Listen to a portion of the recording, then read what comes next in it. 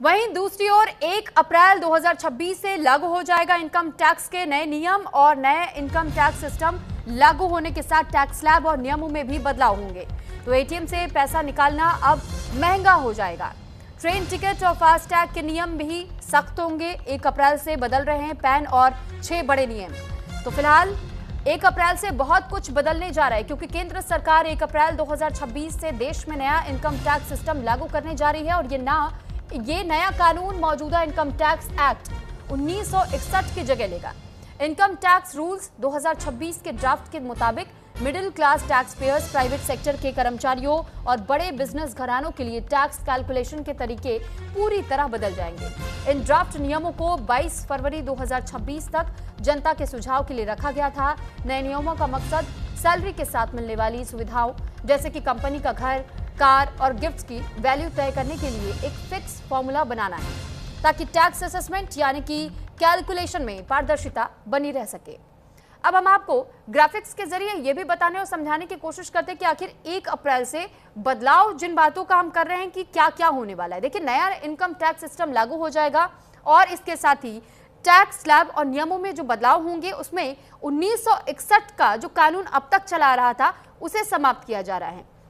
नया income tax act 2025 लागू होगा। सैलरी स्ट्रक्चर में बड़ा बदलाव होगा और भत्तों पर अब टैक्स बढ़ा दिया जाएगा। सैलरी स्ट्रक्चर की जब हम बात करते हैं तो इसका मतलब यह है कि सैलरी स्ट्रक्चर यानी कि पहले के मुकाबले आपको थोड़ी कम रकम जरूर मिल सकती है। कम रकम सिर्फ इसलिए क्योंकि जो बेसिक सैलरी पहले कम रखी जाती थी, अलाउंस ज्यादा दिखाया जाता था, अब ऐसा नहीं हो पाएगा और बेसिक सैलरी लगभग आपकी पूरी सैलरी का 50% करना होगा, जिससे कि आपका पीएफ का खर्चा बढ़ सकता है। और अगर वो पीएफ का खर्चा बढ़ता है तो आपकी इन हैंड जो सैलरी होगी वो कम आपको मिलेगी। और इसी के साथ साथ आप इस बात का भी ध्यान रखें, ये लेकिन लॉन्ग टर्म आपके पास बचत आ जाए, इस पर खास तौर पर फोकस रहेगा।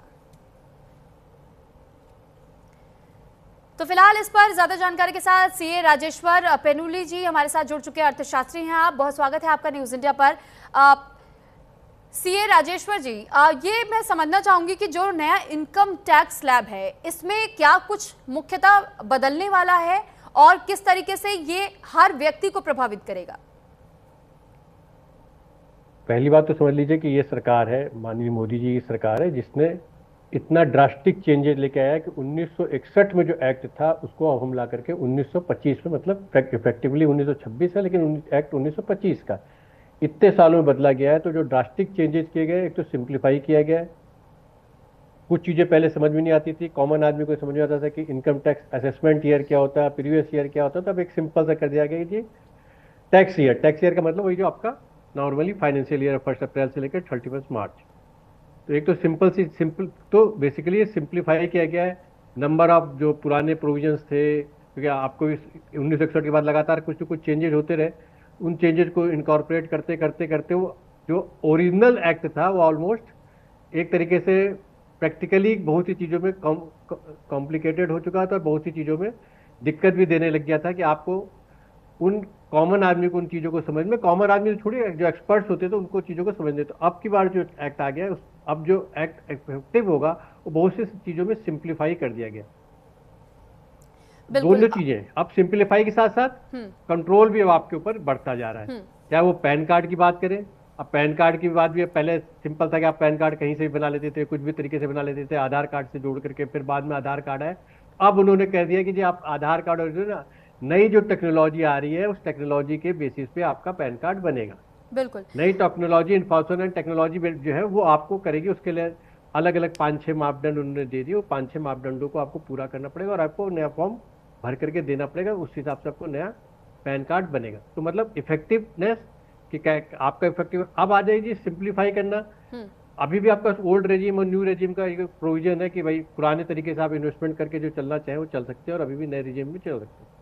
दूसरी चीजें हो गई थी कि जैसे पहले था एग्जाम्पशन देते थे जो सैलरीड एम्प्लॉई या दूसरे एम्प्लॉइज को 50 रुपए का कहते थे कि 50 रुपए का खाने तक का आपको एग्जाम्पशन है। तो अब प्रैक्टिकली नहीं है। देखिए आप प्रैक्टिकली कहीं भी थाली अगर आप जाते हो तो 150-200 रुपए से कम नहीं मिलती, तो प्रैक्टिकल भी कर दिया। अब आपको 200 लेकिन राजेश्वर जी एक सवाल ये भी है कि क्या इस चेंजेस के बाद से क्या ये हम उम्मीद कर सकते हैं कि वाकई जो अब तक लोग जिस तरीके से घोटालेबाजियां कर देते थे और पैसों का इधर से उधर वो लेन देन किया करते थे, लेकिन ये जब पैन और आधार हम लिंक कर देते हैं तो उस चोरी को रोका जा सकेगा? जो टैक्स में चोरी लोग कर देते थे उस चोरी को रोका जा सकेगा? काफी हद तक। सिर्फ आप पैन आधार लिंक नहीं कर रहे हैं, आप उसके साथ बहुत सी चीजें लिंक कर रहे हैं। 5-6 डॉक्यूमेंट है जो आपके लगेंगे। आपका चाहे आपका एड्रेस भी वेरिफिकेशन हो जाएगा, आपके दूसरे तरीके पे आपका मूवमेंट भी वेरीफाई होगा। तो बहुत सी चीजें, ऐसा नहीं है। अब आपको जो लिंकिंग प्रोसेस है बड़ा, क्योंकि आप अब इंफॉर्मेशन टेक्नोलॉजी में जा रहे हो, एआई बेस्ड है और अभी भी एआई बेस्ड चल रहा है। मतलब अभी आपका, अगर आप प्रैक्टिकली कॉमन आदमी को नहीं समझ में आता, लेकिन आप टेक्नोलॉजी को देखेंगे तो इनकम टैक्स ने काफ़ी टेक्नोलॉजी को यूज करना शुरू कर दिया। जब ये नए आधार और नए पैन कार्ड के सिस्टम पे जाएंगे, उन टेक्नोलॉजी का बड़े इफेक्टिवली होगा। क्योंकि होगा क्या, अब आपके जो आप 10 बैंक अकाउंट खोल लेते थे, 2 बैंक अकाउंट शो करते थे, 3 बैंक अकाउंट शो नहीं करते थे, वो सब चीज़ें अब आपकी खत्म होने वाली हैं।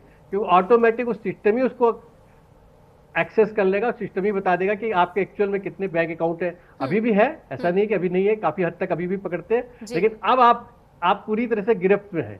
तो जो देखिए, अब आप ये तो कह नहीं सकते कि भाई चोरी 100% रुक जाएगी। अगर चोरी यार ये मान करके चले कि अगर ये चेंजेस हो रहे थे, बहुत पॉजिटिव चेंजेस है। बहुत धन्यवाद आपका सीए राजेश्वर जी हमारे साथ जुड़ने के लिए और ये तमाम जानकारी